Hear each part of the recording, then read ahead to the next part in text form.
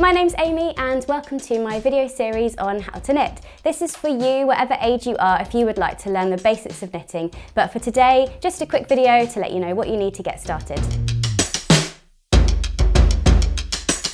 First, you need a project, and for the purpose of this video series, I'm going to teach you to make this tassel bunting.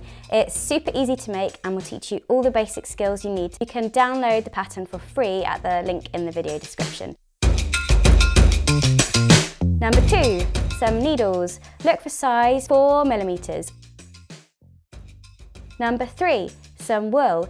Look for DK on the label. The colour you choose is up to you. And finally, a sewing needle with a large eye. And that's it. See you soon for lesson 1. Bye!